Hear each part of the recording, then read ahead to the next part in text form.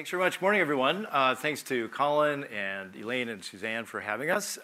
This is joint work with Lauren Yu-Hsin Lin, who hopefully is going to join us from Hong Kong. She's stuck there because of COVID protocols. Hopefully she'll join us for the Q&A session. Very interesting to follow Greg and Anat's paper. This is a project about a very different approach to deterrence and redress. Rather than relying on ex post judicial enforcement, this is the approach of a government to try to basically use data to rate actors, every actor in society, as trustworthy or untrustworthy, and to exclude untrustworthy bad actors from participation in society and the market, and to promote participation by trustworthy actors. So we're going to talk about the so-called social credit system, and particularly the corporate aspect of that. So what is a social credit system? I've already basically described it. Use data in the hands of the government to put people into two buckets, trustworthy and untrustworthy, okay? It's an incredibly ambitious project, also a little bit scary, and I think what's so interesting is to try to figure out whether the ambitious and bright side of this outweighs the scary aspects of it. You see the quote from Trivium here, 360-degree whole-of-government approach to this. This was devised way back in the late 1990s during China's transition to a market economy. They recognized that the legal system was basically non-existent, was not sufficient to provide support for a market economy. There was corruption, fraud was rampant, et cetera. So they wanted some kind of a substitute, and this was what they had in mind. Now, obviously, they couldn't envision the way that big data, AI, et cetera, would be developed that would make this a much more powerful tool in the hands of the government. So this project that we're focused on, the social credit system, was devised in a blueprint that was circulated in 2014. The idea was to have the whole system operational by 2020. They probably were not going to meet that deadline in any event, but the pandemic certainly pushed it back. So we've got early data from just one province. It's very limited. I think the way we think of this as a preliminary sketch for what hopefully will be a much larger project and hopefully a book project as China rolls out the entire system and as we get more data. It's also, this Backer article is very interesting. Another way to think about this system is, and I think the Chinese are kind of self-conscious about this, as an alternative to Western rule of law ideology and practices. China does not want a legal system that relies heavily on ex post judicial enforcement by an independent judiciary. They want people to follow norms that are set by the party state. And this is an approach, an attempt to do that. It's part of a larger project. Rand calls it China's National Big Data Strategy. Basically, the idea is to use data to identify and to neutralize threats to the regime, to neutralize them before they even appear on the radar screen. So this social credit system covers every individual and actor in society. You see them here, with one exception. Of course, the Communist Party itself is not going to be rated according to this system. The bright side of this is the government's going to use data even to monitor the activities of government agencies, to make government more efficient, less corrupt, et cetera. Okay, so we're focusing on the corporate social credit system. Every company registered in China, foreign or domestic, is part of this system. So what is the corporate social credit system? You've probably read about the social credit system for individuals. It's what the media has picked up on. Actually, from the Chinese government's perspective, they put more attention into the corporate side of this. So every company, as with every individual, will get a social credit profile. It's going to be comprised of two buckets of information. Public credit information, which is data that's generated when a company interacts with a government agency or the court. It also covers so-called Blacklist and Red List. So government agencies compile lists of bad actors, companies, for example, that have repeatedly failed to pay their taxes. So you go onto a blacklist. That agency will then share that information centrally, and other agencies may then blacklist that company. There are also red lists. Red is good, of course, in China. So if you're on a red list, it means you've gotten awards from the government. You pay your taxes all the time, et cetera, et cetera.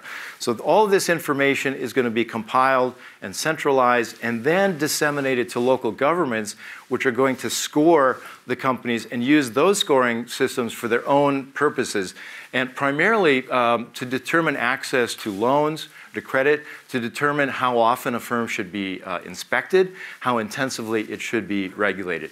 Eventually, there'll be the right side bucket information, market credit information, data generated by interactions with consumers and the like, but it's not there yet, and that's not in our data set.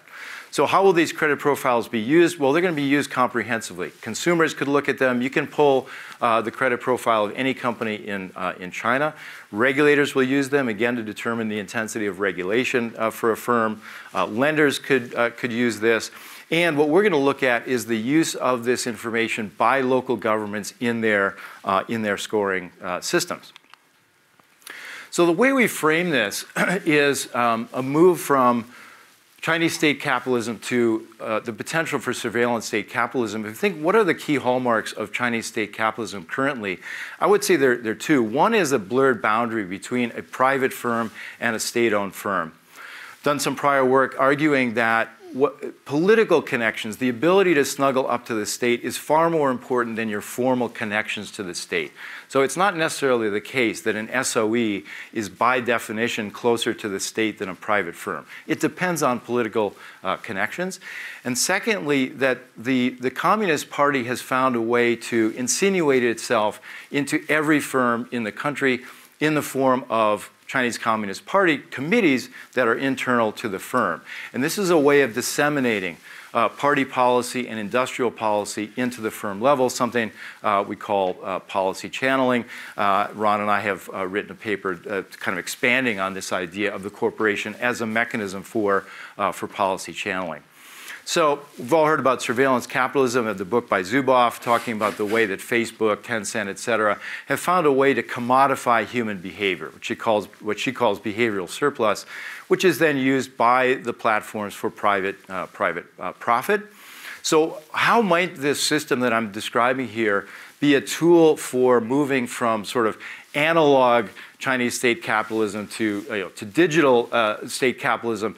Well, the amassing and the sharing of this data, the scoring of these data, is used not for profit, of course, but it's used by the government in service of party-state objectives. Okay? Modify market behavior, support industrial policy, and to deepen fealty to the party. Here's where I think it's really interesting for this paper to follow the approach of the United States, very heavily litigation-oriented approach to these issues.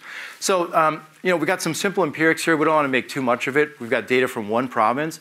Zhejiang province is a highly developed province, has some of the best companies, largest companies, private companies primarily in China. They're the first province to actually roll out this system, and it's the only province that has publicly available data so far. So it's a snapshot. It's a glimpse of how this system may work. Our data is from the website as of July 1st, 21. It's all A-share listed companies in the province. We have complete data on 414 of those. We're missing political connection data for the other firms because those firms were listed after the data set stopped providing political connection data. So it's a sign of the increasingly harsh political climate in China that this kind of data is no longer even available. So you have to construct it yourself. So you get a score from 0 to 1,000, and then you see the rating scale here. Here's the different buckets that comprise the 1,000 points. Almost half is for compliance, self-explanatory, I think. How well are you complying with regulations? Have you been fined by a regulator, et cetera? Finance and tax, are you paying your taxes? Do you pay court judgments? I'm going to skip over social responsibility for now and come back to that. Governance, what governance measures is whether you've had an industrial accident or some sort of environmental problem. And then basic information is whether key personnel in a firm have appeared on a list of seriously untrustworthy or seriously dishonest actors. Social responsibility measures whether you have received awards from the government or the party, or whether you have appeared on any of these red lists that are promulgated by the various agencies. Just scroll through this quickly. Here you see the scoring system. You see the basic, what are called first level indicators. We're going to use these in our regressions. And then you see the breakdown of the various scores here. One point to mention here is that a company starts out with full points in each of the categories except social responsibility. So in each of those other categories, you get deductions for bad behavior or bad outcomes. In social responsibility, you start with 0 and you get bonus points for awards from the government or the party. I think that's going to be important. So here's an example. If you go and you pull up, you want to know what Alibaba's social credit score is. Here's what it looks like. The number across the top here is like a social security number identifier. And you see it score a little less than 900 and a rating of excellent. Now, in Zhejiang province, in the rollout, as you see here, the scores are heavily skewed toward excellent. Very few companies show up poorly here. We can talk more about this. This could mean various things. As I mentioned, Zhejiang is the home of many of the top companies in China, many private firms. It's only about 15% of the firms in our sample are SOEs. So it could be that these are truly excellent firms. It could be that the scoring system is not very refined yet, and we're going to have to wait to see what other provinces come up with, and we'll have to see over time whether there's more variation in Zhejiang. Here's density plot scores. The one in the upper left is the overall score. You see, a big bump or really a spear just under 900. Very little variation. Very little variation in the other scores, except when we get to social responsibility, where we see more variation. And we've done some robustness checks in regressions to deal with some of these things as best we can. OLS regressions is very simple. Our dependent variables are the total score of a company, and then these first level subscores. So what is the score in each of these 5 different categories? Our independent variables are things that we hypothesize would matter to a compliance-oriented system. Quality of corporate governance, at least as best we can measure it through the percent of independent directors on the board. Financial condition, ROA, and leverage. State ownership and party fealty. What is the percentage of state ownership in the firm? And has the firm amended its corporate charter in response to a so-called party building policy, which Lauren and I did a paper on. We can talk more about that. But we see this as a formal signal of fealty to the party. And then a political connection variable, which has become kind of standard in the literature, which is a dummy variable, which takes 1 if any member of the board or the CEO has held a position in the party or government at or above the rank of a division chief. We also look at percentage of politically connected directors, et cetera. It doesn't change the results. Controls, firm size, firm age, book to market, and then industry and city fixed effects. So just a glimpse at the results here. And again, I'm not trying to make too much of this, but it is the first available data. We see leverage, as you might expect, is negatively associated with scores. This makes sense if you're measuring ability to repay debts or judgments. ROA turns out negative. SOE shows up significant, but then falls out when you include the other variables. Political connection is significant here. So companies that are politically connected as defined get higher, are associated with higher scores in this system. And then if we look at the next level of scores in each of these 5 categories, independent director only shows up on compliance, but that seems to make sense. Again, leverage is fairly routinely associated with negative scores. And again, political connection comes up positive, but only in the social responsibility category. So it seems that the channel for politically connected firms to receive higher scores comes through this social responsibility channel where you're getting soft credits from the party or the government. And of course, that's the sort of problematic feature. Is this a bug or a design feature? We don't know. We'll find out with time and with more data. So again, clear limitations here. It's one province. It's early data. But kind of interestingly, this is an ostensibly neutral program. It's measuring legal compliance and civic behavior. It seems that better governed firms may do better on compliance, as you'd expect. more highly leveraged firms are doing worse. This all seems plausible and in line with the neutral feature of the system. But political connections matter, and this is in line with a long line of literature now, some of which Laura and I have contributed to, which suggests that political connections are important for things that we care about. Economic outcomes like the ability to do an IPO, the ability to access bank finance, et cetera. Maybe not surprising, but nonetheless, I think fairly important. And this makes sense. Politically connected firm would know how to navigate this system of rewards and punishments better than an unconnected firm. Think about the behavior modification potential of this system. These local scoring networks systems can always be tweaked to add the industrial policy or the Xi Jinping flavor of the day, as in fact they have been. So the systems are being rolled out now with COVID-19 policy scores in it. So firms and governments are being ranked on how well they're responding to COVID-19. So as industrial policy priorities change in China, these scoring systems can be tweaked to promote adherence to those policies. Okay, then just final takeaway here. Again, this could be a very powerful tool for nudging corporate behavior alignment with the party states' goals. It may revive the inclination towards central planning of party planners. If it does, that could be highly problematic if they're nudging corporate managers to manage for things that are into competitive dead ends or simply to serve as a giant distraction for managers. Another interesting question is the impact of the system on foreign firms, which are registered under the system. Obviously, you can see how this could be a tremendous disadvantage for foreign firms. There is some potential, and at least the early thought, maybe this is just political correctness, but the early response of the foreign firms is this might be good because at least it gives us some sense of what the rules of the game are in China. We'll have to wait and see. So as I said, this is really a preliminary sketch. We'd like to have data from other local governments, of course. We'd like to have time series data for what's happening in Zhejiang. We're currently looking at how companies respond to blacklisting. How does this change their behavior? Does it put them out of business? There is a possibility for appealing a blacklisting. So how does that work?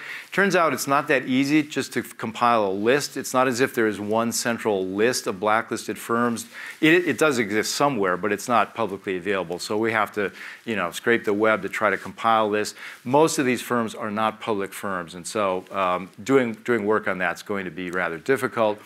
The other thing we're pursuing currently is the relationship between these corporate social credit scores and corporate outcomes. Do these scores predict corporate scandals, compliance-related scandals? Do they predict bankruptcy and the like? So that's the project. Look forward to Kristin's comments and the discussion. Thanks a lot.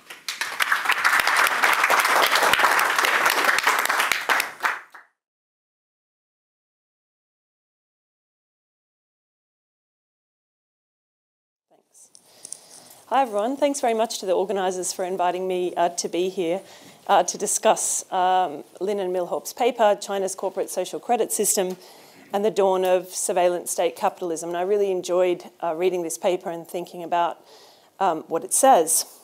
So as Curtis has explained, the subject of this paper is a new system that's being rolled out, operationalised in China, the social credit system. And the way that the authors characterise this system is in ambitious terms, an attempt to create a new operating system for society, underpinned by notions of socialist legality, rooted in compliance with state-led norms, detached from Western rule of law ideologies and practices, viewed in a darker light, and this was the thrust of the paper and Curtis's remarks. It is one of the key mechanisms by which the CCP seeks to achieve its objective of leveraging big data analytic capabilities to strictly and comprehensively monitor and control China's population. Now, there may be some people in the room who know lots about the social credit system. I don't. So I tried to read around a little bit the paper, and I was interested to see that the sort of contemporary assessments by analysts of the social credit system are a lot more muted, use more muted language than the language used by Lauren and Curtis. So I've given you two extracts, one from a foreign policy piece last year, and then the second is from a report by Merix, a think tank based in Europe focusing on China, And that's a very recent, interesting report, which the authors do cite in the paper. And so the foreign policy assessment is, well, the main aim here is to improve enforcement of existing rules. Food safety scandals are a problem, workplace safety scandals, wage arrears, non-compliance with contracts, court orders. When it came to tackling these problems, there were laws, but enforcement was a problem, and the idea is to improve enforcement prospects by enabling data sharing between agencies and introducing nationwide blacklists to coerce offenders into compliance. Surveillance and repression of political dissidents or minorities were left to other, more invasive initiatives. Similarly, the Merrick's report, this system is not itself tasked with conducting political surveillance of individual behaviour. Its role is more clearly limited in recent party and policy documents. The system's main purpose has turned to enforcement of existing laws and regulations. The main target group so far has been companies. So Curtis has explained that eventually all debtors are going to be scored in the system, but so far the focus in the rollout has been on business enterprises, in line, the authors suggest, with the overall policy goal of increasing public trust in commercial products and services and in China's market economy. For the authors of this paper, though, I think the starting point is the focus on the potential for the scary stuff that Curtis alluded to. So the motivation for this paper, the starting point is that, at least conceptually, this is the language of the authors, this could be much more than a robo version of a credit rating agency, such as Moody's or S&P. Beijing, the authors tell us, has long pursued the goal of assembling a vast, sophisticated network of interrelated technologies to predict, identify, neutralise perceived threats to the regime before they materialise. This, the authors suggest, is one opportunity for data on behaviour to be amassed and analysed in service of the CCP. So with this as the starting point, the way I understand the research question that underpins this paper is something like this. What does the evidence of how this system is being rolled out as it applies to business enterprises in one province, the Zhejiang province, tell us about the system's potential to operate as more than a mere credit agency, to operate as a vehicle for party-state orchestrated economic management? I think that's the question underneath this paper. So the methodology is to focus on the way in which business enterprises have been scored in this single province so far. And as Curtis has explained, there are in the end going to be two components to the scoring system, a public credit component and a market credit component. And the market credit component, if I understand correctly, Curtis, is going to be about evidence from interactions between businesses and consumers, for example. But so far, all that's in this province's scoring system is the public credit score, which is the information that's available to the state itself, not generated by market interactions. And I have a pie that looks like your pie, Curtis. That's good. That means I haven't made a basic error in Excel. Here is the composition of the score in this province. And you can see compliance is nearly half of the total score. And then you have the other elements that Curtis introduced: governance, basic data, finance and taxation, the social responsibility. So the set that Milhaupt and Lin focus on is the ratings for 531 A-listed companies that are headquartered in this province, the vast majority of which are not SOEs.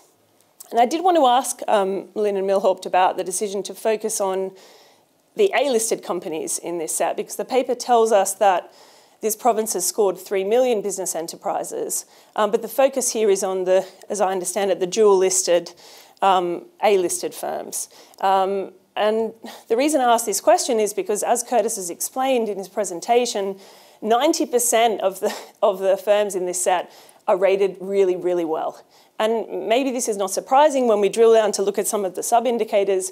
Maybe we're not too surprised to find, for example, that dual-listed firms, A-listed firms in this very highly developed province don't have personnel in the executive team that have been convicted of serious dishonesty. Maybe this is not a surprise. So I'd be interested to dig into what the data says for firms that fall below the A-listed category. In any case, the authors report the greatest variation, as Curtis has explained, in the social responsibility category. And this, it is suggested, is a signal that maybe the greatest future payoff opportunity for businesses, if they want to improve their score, is to focus on the social responsibility component, which is 18.5% of the total score. The empirical strategy, as I understand it, is to identify, not just by looking at the system as it is being operationalised in this province, but using more general corporate governance literature, some factors which the authors think might plausibly be predicted to influence an assessment of whether a business enterprise is trustworthy in China. And then, having identified these factors in the abstract, try to relate these to the data. So the 4 factors that are put in the list are corporate governance, proxied by the percentage of independent directors. Here the idea is firms with better corporate governance may be expected to have cleaner compliance profiles and better track records, so higher scores.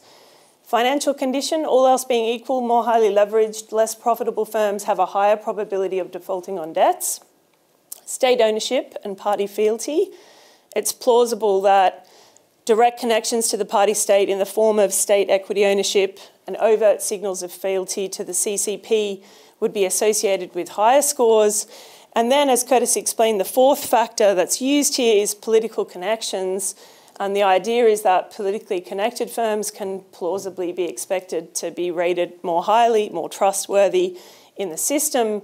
And this is measured, as Curtis explained, by whether or not you have at least one executive that holds a government position over a certain rank. So at the first cut, the authors just seek to relate these 4 factors in the abstract to the overall score, find no relationship for factor 1, corporate governance, or factor 3, that's your formal connections to the state. But there is a relationship between leverage and the total score, and there is a relationship between political connection, as measured by these having an executive holding a government position, and total score. And then the authors sensibly say, well, that's great to do this at the overall score level, but let's look lower down at the next level of indicator to try to work out what's driving this relationship. And in doing so, they find out that there is actually a relationship between the percentage of independent directors and compliance.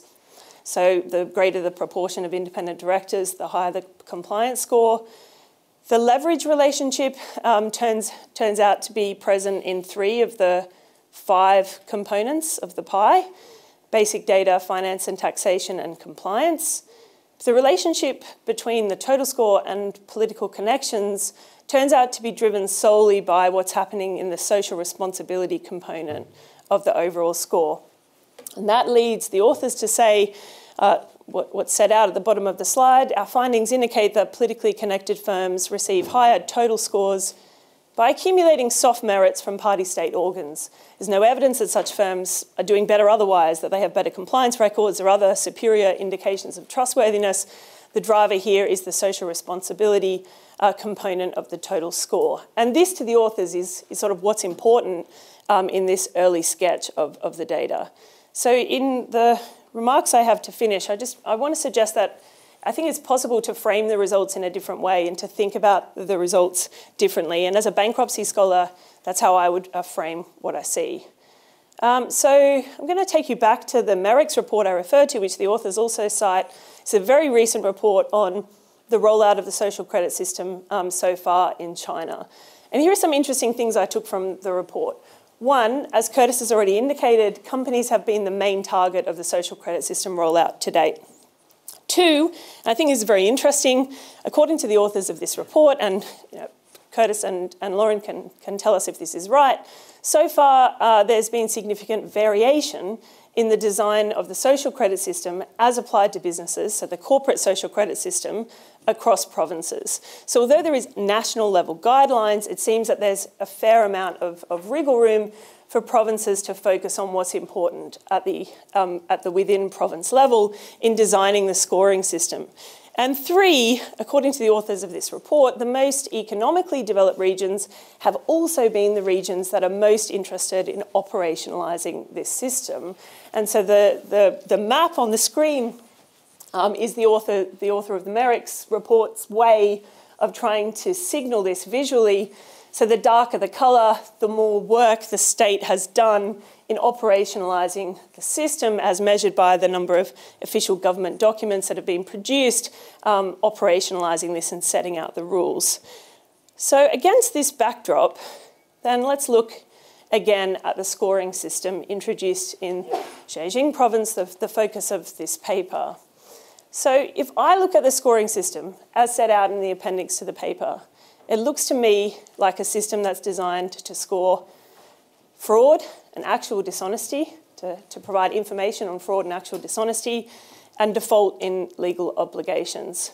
So Curtis took you quite quickly through this, but let's slow down a little bit and have a look at what's actually being measured here. So if we look at the basic data component, we're asking whether or not insiders in the firm have been included in a list of people who've been involved in serious dishonesty or have failed to satisfy a court judgment, or if the business is being characterised as an abnormal taxpayer. Okay, that's the basic data. Finance and taxation. Has the enterprise defaulted in payment of a court judgment relating to financing or loans?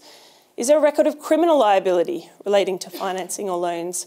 Then there are two smaller components, and then down the bottom, okay, we have tax again, failure to pay social insurance fees, failure to pay taxes.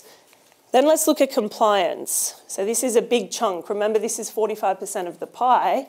And here we have, you've been issued an administrative penalty notice, you've been subject to administrative enforcement action, scroll down to the bigger ticket items, you failed to satisfy a court judgment, there's been a violation of the criminal law, or someone in the enterprise has been included, or the enterprise itself, sorry, has been included in the list of enterprises with serious dishonest acts. And if you put these three components together, you get 3/4 of the overall score, okay? Basic data, finance and taxation, and compliance. I mean, this looks to me like a system that's designed to provide information on whether an enterprise has an insider that's been actually dishonest or involved in fraud, or is an enterprise that's defaulted in one or more of its legal obligations. I mean, that's what it looks like to me as a bankruptcy lawyer. It looks like what this system is. And that's interesting to me as a bankruptcy lawyer, because there's a lot of literature suggesting that debt enforcement, individual or collective, has been challenging, at least for non-state investors in China in the past. And the literature also suggests that at the province level and at the national level, there's a significant focus in China on improving enforcement prospects for creditors. And so you can think about this system as a complement to work that's improving individual or collective enforcement, right? So until you have a good prospect, for example, of enforcing a security interest that you've taken to protect you against the risk of default, it might be very, very helpful if you can get some high quality information in advance about whether or not you have an insider who's been convicted of fraud or actual dishonesty, or you have a track record of default in debts. So I think my first question for the authors is, okay, well, this system might conceptually, that's the language of the paper, be more than a credit rating agency, but is this system right now anything more than this? And you might say, well, Kristin, you're ignoring the most important thing in the paper, which is that firms with more politically connected executives score higher in the social responsibility indicator. But, I mean, how surprising is this when we look at what makes up the social responsibility indicator? So that's on the screen now. I mean, so records on volunteer service, donation records, inclusion in the red list, that's what Curtis focused on. But then go to the bottom one. Honours and awards issued by county level or above governmental departments. So we know here that the authors are measuring political connectedness by asking if there is one or more executive in the enterprise that has a government position. And a big chunk of the social responsibility score, so far as I can see, is, has this enterprise got a government award? Okay, well, I mean, I would expect there to be a relationship there. Okay, so I agree with the authors who are candid in saying maybe this is not so surprising. But I would also like to know, to whom does this matter? So can creditors do what the authors have done and distinguish between the basic data, finance and taxation and compliance components of the overall score and the social responsibility component of the score? They can, right, because this is a public score, and so an investor who's interested in getting information from the system can do what the authors have done, and I would predict that an investor who is doing this would be likely to be most interested in the basic data, finance and taxation and compliance components. And I don't know, what would the social responsibility score tell us as a potential investor? I don't know, maybe it might tell me that I'm a potential recipient of a bailout, but otherwise I'm not sure how much this will matter. Then you might say, but Kristin, you're missing the real point of the paper, and the real point of the paper is the potential, right, for this to be used in the dark side way that the authors have alluded to, the potential for this to be something more. And so my final question for the authors is, how much might we expect competitive factors, competition between provinces, to affect the way in which this system evolves? And more precisely, is it plausible to suggest that maybe competition between provinces might mitigate against the potential for this system to trespass into the dark side that the authors focus on? Because let's remind ourselves of the basic facts. Who is doing this? Apparently, the most economically developed provinces. That should tell us something important. What are they focusing on? Okay, is there anyone involved in actual dishonesty or fraud? Is there a default in debts? What else are they doing? Reforming bankruptcy law, reforming debt enforcement law, reforming law on the enforcement of security interests. So if that's the main game, then how much incentive do provinces have really to go further and trespass into the dark side? Thank you very much. Thanks. Let's see if we can bring in Lauren. Let me just quickly, while we're trying to prepare up, let me just respond very quickly. Thank you very much, Kristin, for those remarks. I really like the law and development angle that you presented, and that could be a separate project. I should say the idea isn't to say, well, this is all Orwellian and it's going to be just a complete nightmare. It is the case that one aspect of this is to improve government services, to reduce discretion, to reduce corruption and the like, and it may very well have those effects. We'll have to see. But there is also the potential, I think, for not necessarily dark side, but just to reinforce what is already the key characteristics of Chinese state capitalism. That could be good or bad. I mean, China's done very well, obviously, under its current system. One could also imagine that this could lead them, into a dead end economically. So we'll see. But we're not trying to present this as, 100% Orwellian, scary nightmare on the horizon. So I like that. I like the law and development angle very much, and that should really come out. I'll just respond quickly, and then Lauren can take over. Your very last question, I think, is a very interesting one. How might competition affect this result? So one possibility is a kind of race to the top that you suggested. It's certainly plausible. My instinct tells me it would be the reverse, which is that these local governments want to curry favor with the central government. They want to look good, and so they're going to, juice the returns of their home companies so that their scores look good. So this could lead to corruption or misreporting of data. I think that's a big risk in the system. So, Lauren, over to you. Thank you for having me, and thanks to Curtis for the presentation, and also Kristin for the comments. So I think Curtis already have respond partly to Kristin's comments. I just want to highlight a few things. One is the small thing about data. You asked the question as why do we focus on the Asia listed companies? Actually, it's not like dual listed companies, but Asia listed just means that these firms are listed in the mainland stock exchange. So we're focusing on out of this 300,000 firms, we're focusing on listed companies. So we're not focusing on private companies, simply because of the availability of the data. And I find your last point also very interesting, about inter-province competition. I thought about that before, but I think it's not plausible, in terms of like, would that mimic the competition among states in the U.S. I think that's maybe something that scholars or everyone have in mind. But I would see that in China, each province they will compete to adhere to or comply with in the state centric those policies.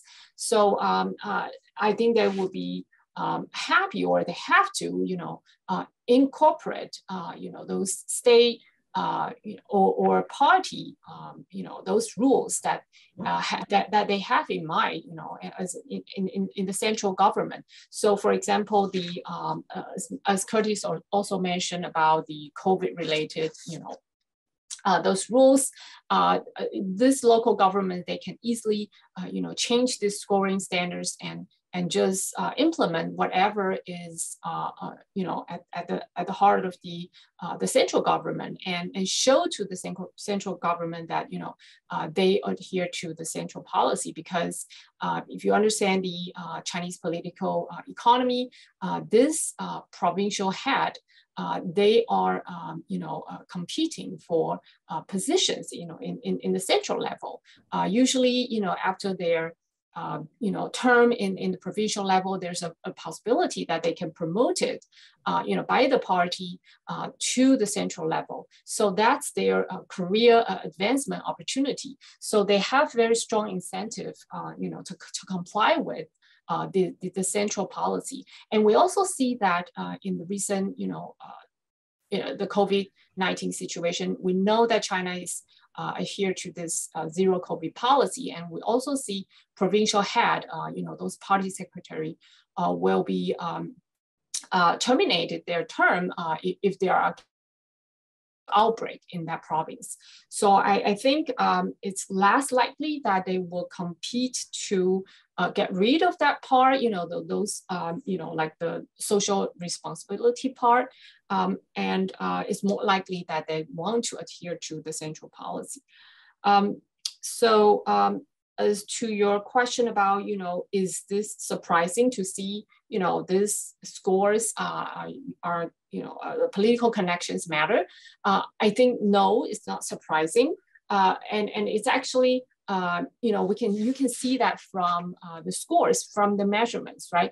From the scoring standards that they want to include the social responsibility part. And that's, of course, the key, one of the key arguments that we want to make in this paper, because we see the potential of, governments will be able to, insert any of the policy goals in these scoring standards, and will be able to modify the behavior of the firm. And that's actually part of the ongoing project that we want to do in the future about we want to see how firms correspond, or how firms respond to the scoring, the scoring results, and what changes that they have made. And I think that would be very interesting, an extension of our current project.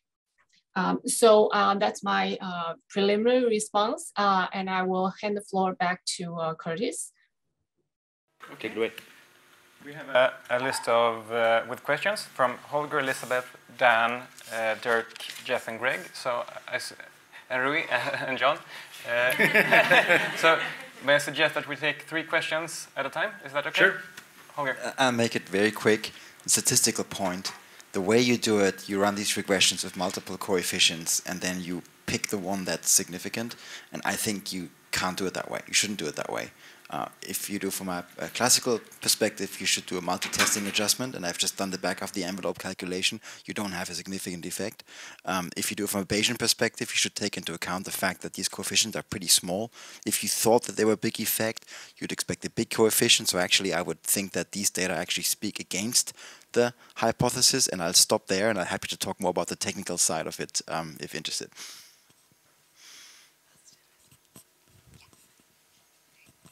Hi, thank you so much, Curtis and Lauren. It's Elizabeth Pullman from Penn. I think this is really fascinating, and I didn't know about this, so it's really something to read the paper. It reminded me a bit of something that Afra Afsharipour wrote about India, which is that in India, they had a series of reforms to the companies law about CSR, and what she found is that it did increase corporate philanthropy, but because of the ownership structure of companies in India, that there are a few big companies and they have controlling shareholders, that it created this environment in which companies were able to use their CSR efforts to curry political favor with the state, and the state could use the CSR and sustainability kind of rhetoric to also politically signal that it valued society, while this was in the face of the reality that there was rising inequality and persistent poverty. So it just, the dynamic reminded me a bit of that. But 2 brief questions. I wondered, to Kristin's great comments about law and development, how it works with, I'm just not sure I understand the way that the scoring works. Like, does it consider the intensity of regulation and the age of the company? Because if you start from like a full score and then you get subtracted for things that you do, well, new companies would start with excellent, right? And then so the big companies that have been around for a while but are also subject to lots of regulation would have lots of potential for having compliance issues. So I wonder how that works, and if there's more detailed information available to the public when they look at these scores. Is that transparent, or do they just see the total score? Because I think that would really affect how useful that information is for a business perspective. That's one question. And then the other question is, I noticed in your paper in a footnote that this system has so far been developed mostly by a state-owned agency, some AI startups, and then Apple, Cisco, and Oracle have contributed to this. So I was curious to know more about those contributions. Thanks. Yeah, so just to start, yeah, it's a terrific paper. I do think you have a book here, and it's wonderful. But the question I have is on a bit of a technical point, which is that you use independent directors as a proxy for good corporate governance. And I'm just wondering how that works out in the Chinese context. Because, you know, I guess I have some prior work on this with Conchik Kim, and actually Lauren was involved in a project. And basically, the transplanted independent director into China, who these people are and what they do is extremely different.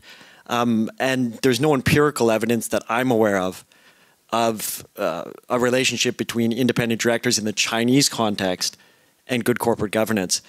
And I quickly checked the footnote justification for it, and it was that ISS put out a statement that, you know, this is done around the world. ISS has done a horrible job in counting independent directors in China. Actually, Conchik Kim and I wrote them as part of this project because they counted everybody on the supervisory board and half of the management board as independent. And they claim in some paper that China has more independent directors than everywhere in the world. We wrote them to follow up, and we drop a footnote in our work saying they never responded.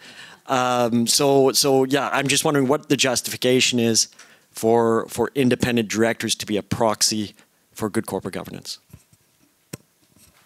Okay, we'll briefly respond to Dan first. Yeah, I mean, absolutely agree with you. You have a better idea? No. So I take your point. So, yeah, I take your point that the question is then what do you use for good corporate governance? And on that level, I agree that I can see why you and Lauren chose it, right? Because you have to choose something. But then the question is, you could then choose anything almost, right? Because I don't think there is any correlation or any evidence showing that it's good governance. But I do understand from a Western, especially an international perspective, that people feel that independent directors are correlated with governance. So when they read through the paper, they will have that feeling.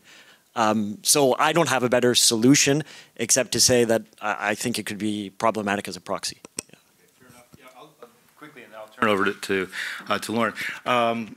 The India parallel is really, yeah, it is really interesting. Does seem to be something similar going on there, less data-driven, but very interesting. That's worth looking at. Firm age is not significant. Now, maybe Holger will tell us that we've done it wrong, but doesn't show up significant. So it doesn't seem to be the case that the longer you've been around, the lower your scores necessarily. But again, this is very preliminary. We'll have to see once this really is rolled out more. And to Holger, I'll just say, you know, let's talk, and maybe Lauren's got more sophisticated response here. So turn it over to you, Lauren.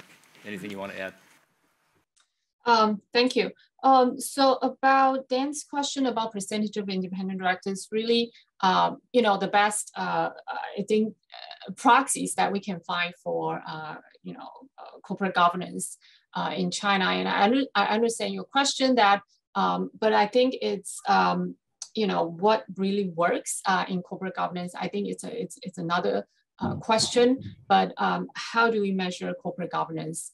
I think in our project, I think it's quite another question of whether independent directors works in China. Because here, I think we want to see whether better governed firms would score higher in social credit, you know, scores. And I won't deny that we're looking at ostensibly, you know, good corporate governance. And that's, I think that's the best we can do. But we also looking to or welcome suggestions on a better proxy for corporate governance here. Yeah, that's my short response to Dan's question. Okay, excellent. Let's start with Dirk, Jeff, and then Greg with 3 more questions. So I have a suggestion and another statistical concern. So on the suggestion side, I think it would be really interesting to do some kind of event studies where you pick on firms that actually done something bad, let's say default or defrauded people, polluted something, and see how the score responds. And whether that response is different for, say, state-owned enterprises versus others, right? So that would give us a better sense of how that system functions dynamically over time. The statistical concern is that you're sort of right now interpreting these regressions in sort of a fairly causal manner. But if companies care about these scores, then they will manage those scores. And they will take actions on the right-hand side of your regressions to achieve a score on the left-hand side that they want. And in most models, that's going to give you a pretty heavy downward bias in your results, even towards 0. Right? So just for example, if state-owned companies and well-connected companies know they're going to get away with stuff, they will do stuff, right? So then you're going to find that they're still going to achieve exactly the scores they want to achieve. They're shooting for an 850 and 880 or something like that. They know they're ahead of the curve because they're state-owned or well-connected, and then they're just going to do a bunch more bad stuff to get back to the score that they were looking for, right? And that's going to bias your coefficient on state ownership, political connections, and other things downward in the extreme setting, maybe all the way to 0.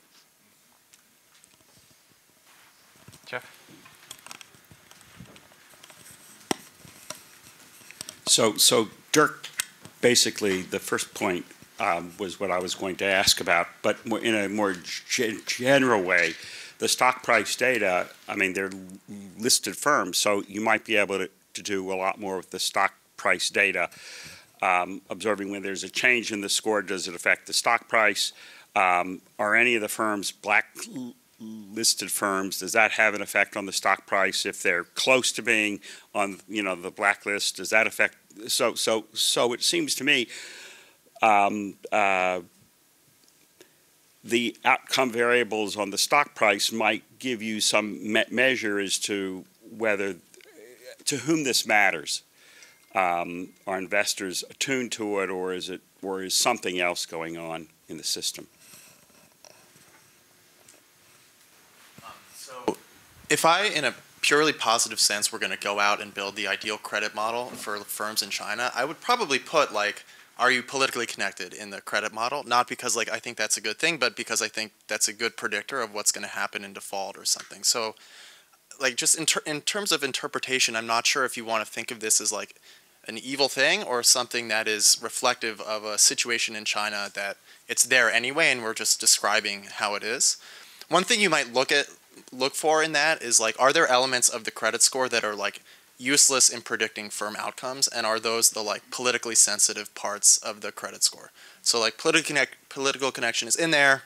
Does that actually matter or not? And if it doesn't matter, that sort of helps the case that this is in there just because we want to exert social control. I think Dirk's point is super interesting. The second point, which is these are technical regression problems. I actually think those are regression opportunities. That's sort of the interesting part, right? The firm changing their behavior in response to this. That's what we'd like. Yeah, so I think digging in deeply there is that's really the interesting thing. We have 5 more questions, so it's unfair to ask of you, but if you can't keep the answer fairly concise. Okay, yeah, just really quickly. I mean, that is the key question. I mean, does this matter? And how do firms respond to it? We don't know yet. From what we have, we can't answer that question. But that's absolutely what we want to dig into. Event studies would be interesting. Although it's a little hard because it's not as if, the scores are changing all the time, but they're changing incrementally. So it's very hard. The firm is not dropping from, excellent to poor, generally speaking. And so that's going to be difficult. But we are trying to look at what happens to a firm that is blacklisted, for example. What happens to stock price? How do they respond to that? So this is exactly what we're trying to do. I mean, we'll have to talk with people who are much more sophisticated than we are in terms of econometrics to figure out how to deal with some of the issues that you're raising. But absolutely with you in terms of that's what we're trying to get at. The question of whether political connection should be in there because it enhances ability to repay debt is a really interesting one, very interesting one. And I just want to emphasize, our point is not that this is like scary and terrible and awful and Orwellian. That, I mean, if it is, it is, and if it is, it is. That isn't really the interesting question. It's what is the implication of this system for corporate behavior, for industrial policy, and for the way that Chinese state capitalism could, the direction it could be moving, and the role of data, this sort of data analysis in that. That's the interesting question. We're not trying to, you know, picture this as good or bad, really. We're just trying to figure out what its potential is. Thank you so much. We have been allowed 5 extra minutes, I think. Yeah, great. So let's go over to Rui and then John Harmer. So I have a question whether China has a public credit rating system, and if it does, how correlated is it with this system, public credit registry system, and if it's not highly correlated, then is it because the system captures other things like loans from the shadow banking system that's growing, you know, highly in China, and it may be a way to capture that the regular credit registry system would not capture? And the social responsibility part would capture things like, you know, looking way into the future as opposed to looking into the past. That's what the public credit registry system does.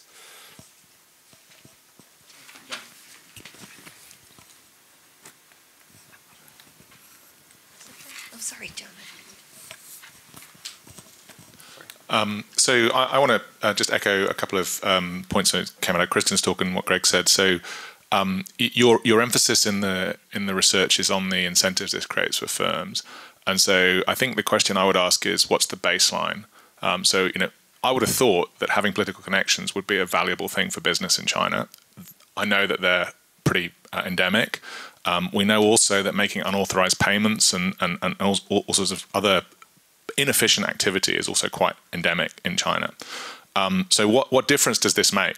Is it an engine or a mirror? Is it just reflecting what's happening, or is it actually going to change behavior? And so having some discussion about what the baseline level, what we know about the baseline level of political connections and what their relationship with corporate performance is would be very helpful, because we obviously don't know what the time series impact of this is because it's so new, but we can say something about our priors about what goes on.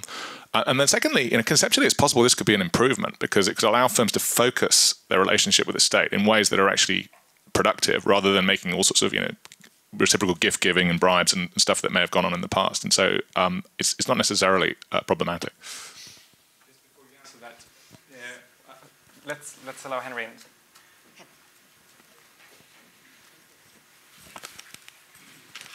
Thank you. If we look back at other examples of efforts at non-market coordination of firms, Tito's Yugoslavia comes to mind. And here was a society with private enterprise, with the communist system of governance, and it worked very well. And the firms were highly productive. They were standouts in Eastern Europe, and in terms of performance. And this was especially striking because the Serbs hated the Croats, and the Croats hated the Serbs, and yet they cooperated in these enterprises. And there's a large Western literature on worker governance that came out of this, about how successful it is and how wonderful it is and so forth, and many studies of this system. And Tito died then, and the whole thing fell apart. The Serbs returned to murdering the Croats and vice versa, and the firms collapsed, and the economy went downhill. And what you had was a very effective governance system in Yugoslavia, as in China today. The firms all had a committee of the Communist Party within the firm, and the CEO of the firm was a member of the committee, of course, and so on. And these turned out to be very effective ways of governing the enterprise. And there was no public reporting system, as far as I know, because Yugoslavia was a small country, and everybody knew that the firms that were there, and their success rates were public, and it was easy to evaluate them. and for them to operate in a market system as they were.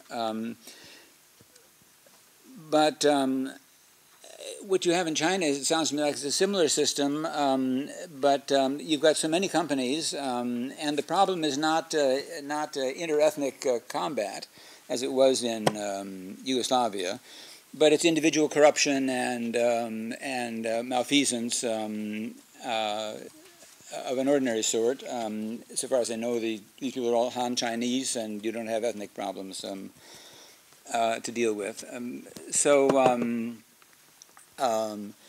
The committee system was enough to produce reporting at the national level where it counted as to who was a good actor and who was a bad actor.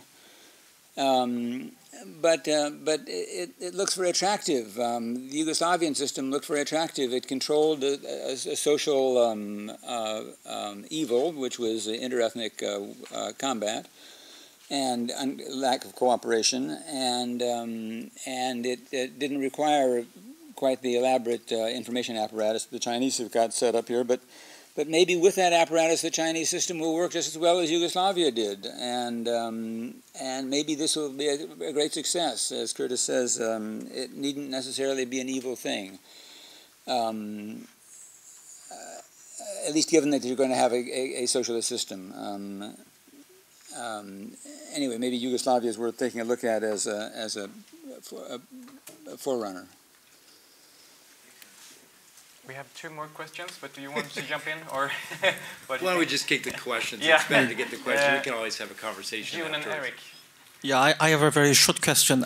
What do you think is special with the Chinese rating system compared to credit raters or ESG raters in Western capitalist market? The reason why I'm asking is that, to me, it looks like a very efficient way of combining financial and non-financial factors into one rating, and this can be a very useful information if it is rated properly to make ESG integration investment. Thank you. Hey, Curtis, really quickly. So on Dirk's point, you might be able to look at some of this cottage industry literature on restaurant health grading, which has been super interesting because the public health folks say, look, it worked so well because they're all getting A's now. And the fact of the matter is they ran the same frickin' regression that you're running, and they figured out how to engineer it, or they found out ways to pay off the inspectors. And that might be kind of an interesting thing to think about as well. The other thing that might be worth thinking about, since I hear you're a corporate lawyer, is there a way to set up the analog of a burner phone amongst your affiliates? Could you basically say, look, I know I'm going to do naughty things. I'm going to have some affiliates that just basically take it in the chops. We'll cut them off, let them float downstream, and I'll just start another burner affiliate later on. Okay, that's a lot to respond to in a couple minutes. Well, okay, just to that very, the last point, Erik. I mean, a great idea. The restaurant rating is really nice to look at. I don't think the burner affiliate will work, at least if the system is structured properly, because you actually get downgraded based on the ratings of your business partners. So you'd have to set up a lot of shell companies, et cetera. It could be done, but you have to do some work to do that. Yeah, that's right. So people have made the point, this is actually, there could be some benefits to this system if it works properly. One key question here is just how, and people have alluded to this, how effectively is this information going to be centralized, disseminated to the local governments? Is it going to be susceptible to corruption and gaming? All very important questions which will only be answered over time, but these are definitely things to look at. So lots of great questions. I'll try to respond to you offline. So thanks. This has really been terrific. Thank you so much.